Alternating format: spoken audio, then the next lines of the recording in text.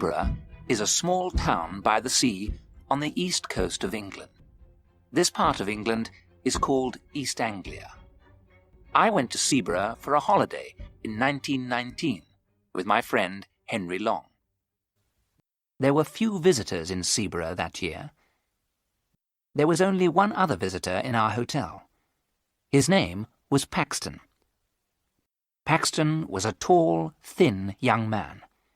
He looked worried and unhappy. One evening, when Henry and I were sitting in the hotel lounge, Paxton came up to us. "Excuse me," said Paxton. "I must speak to somebody. Something strange has happened to me. I'd like to talk to someone about it. May I talk to you?" "Of course," I said.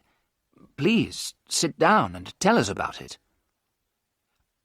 "A few days ago," Paxton said, "I went for a walk to Freston. Freston is a village about 5 miles from here. I took my camera with me.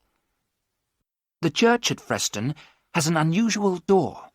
I wanted to photograph it. There are 3 wooden crowns on the door. The village priest came out of the church. I asked him about the 3 crowns on the door. The priest told me a strange story. Many years ago," said Paxton, "Anglia was a kingdom. The last king of Anglia died over 1,000 years ago. When he died, his 3 crowns disappeared. The people believed that the crowns were magic. They believed that the crowns were buried in different places.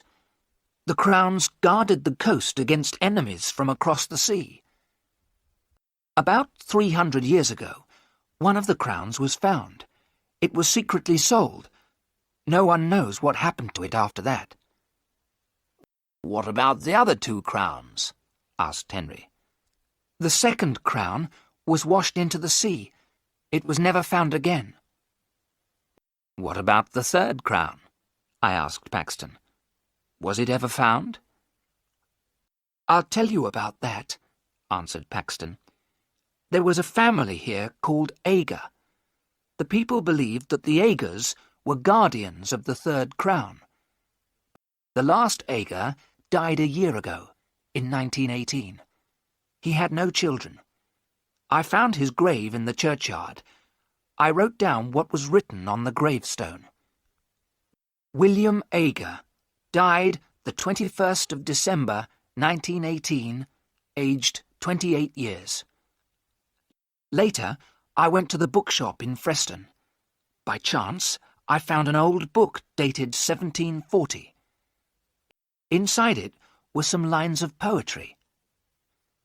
"Nathaniel Ager is my name. I own the hill above the sand.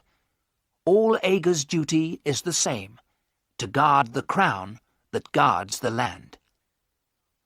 When I am dead and in my grave, and all my bones are rotten, my sons shall keep my name alive. It shall not be forgotten." I bought the book and walked back towards Seaburgh. I found the house where William Ager had lived. The house is halfway between Freston and Seaburgh. Above the house is a small hill. There is a circle of trees on top.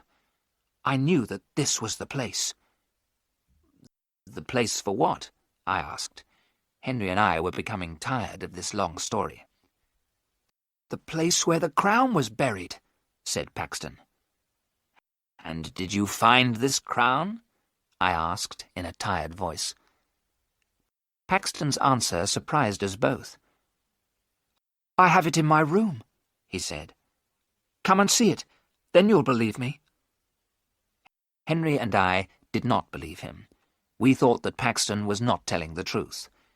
But we stood up and followed him. Paxton led us to his room.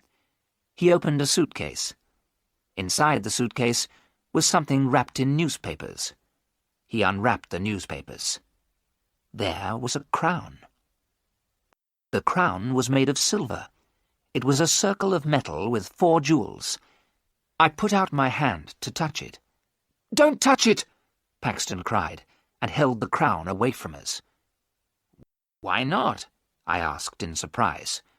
"We won't take it from you." "I'm sorry," said Paxton. "It's because—" He looked round the room in a strange way. "Since I took the crown, I haven't been alone." "You haven't been alone?" Henry said. "What do you mean?" Then Paxton told us more of his story. "After I'd been to Aga's house, I came back here. I got a spade and a lantern. When it was dark, I went back to the hill above the house. I started to dig a hole at the top of the hill, in the centre of the circle of trees. As I was digging," Paxton went on, "I was sure someone was watching me.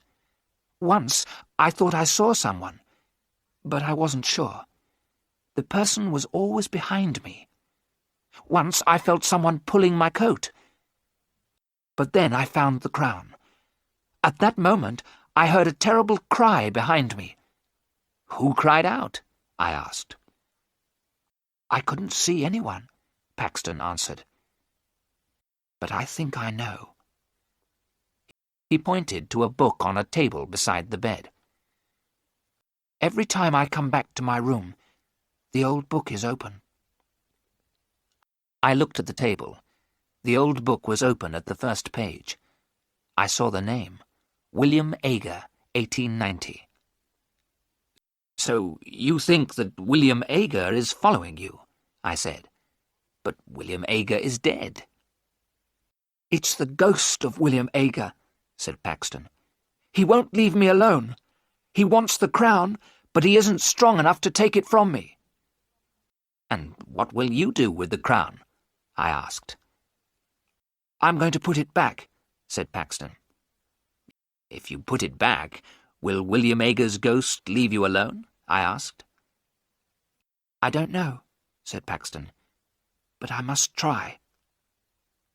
I saw that Paxton was very, very frightened. "Then we shall help you put it back tonight," I said. As I spoke, a shadow moved in the room.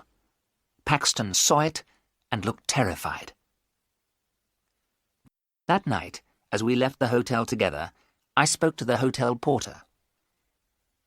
"It's a warm night," I said. "We're going for a walk. We may be back very late." "I'll wait for you, sir," said the porter. "I won't lock the front door until you return. The other gentleman isn't staying in the hotel, is he?" "What other gentleman?" I asked. "The gentleman who's with Mr. Paxton," said the porter. "No," I replied quickly. I did not tell the others what the porter had said, but I had seen it too. When the three of us were together, I thought I saw another person in the room with us. It took us half an hour to walk to William Aga's house. The road went along beside the beach. The beach was a lonely place at night. We saw the hill above the beach. The sea was calm. The moon was shining behind the trees on the hill. We climbed to the top of the hill. We had forgotten to bring a spade. Paxton did not care. He began to dig with his hands. As soon as he had dug the hole, Paxton put the crown in it. He covered the crown with earth. "It's back," he said in a loud voice. "Will you leave me in peace now, William Aga?" We heard nothing, but Paxton turned to us and said, "William Aga says never." We took Paxton back to the hotel. He walked in silence, looking down at the ground. "Don't worry," I said. "Everything will be all right tomorrow. We'll put you on a train to London. As soon as you're on the train, you'll forget all about this." "He'll never let me go," Paxton said. The next morning, Henry knocked on my door before 7 o'clock. "Let's go and have breakfast," he said. "Then we'll take Paxton to the railway station." I got dressed and went downstairs. Henry was waiting for me. "Have you seen Paxton?" I asked Henry. "He's not in his room," he said. "I thought he was with you." We went quickly to the porter. "Have you seen Mr. Paxton this morning?" I asked. "Yes, sir," said the porter. "He went out a couple of minutes ago. In fact, I thought he was with you, sir." "With me?" I asked in surprise. "Yes, sir," the porter said. "I thought you were outside the hotel, calling for him. It looked like you, sir. But I was reading the paper. Something strange happened at Freston yesterday." "What happened?" I asked. "A grave was opened at the church," the porter said. "The bodies disappeared." "Whose grave was opened?" I asked. "A man who used to live here," the porter replied. "A strange man called William Ager." Henry and I ran outside. Paxton was on the beach. He was walking quickly and waving to someone. We could not see who he was waving to. There was a thick mist coming from the sea. As we ran after Paxton, the mist became thicker. In a few seconds, we could not see Paxton, but we saw his footprints in the wet sand. The marks of his shoes were clear. There were other marks in the sand. They were made by someone who was not wearing shoes. The marks were strange. They were the shape of feet, but they were feet without flesh, only bone. We called Paxton's name. We thought we heard Paxton call our names. Then we heard a long and horrible scream. I shall never forget the sound of that scream in the mist. We stopped. We were afraid. We did not want to meet the creature that Paxton had met. We both knew that Paxton was dead. We walked forward slowly.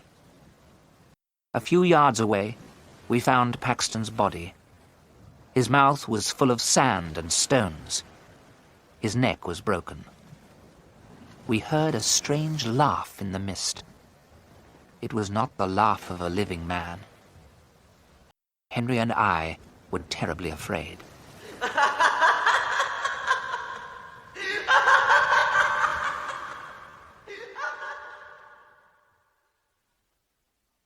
The police asked us a lot of questions.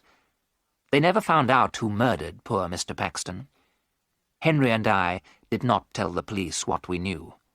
They would not have believed us. Henry and I did not go back to look for the crown of Anglia. The crown is safe. We did not want to meet the ghost of the guardian, William Ager.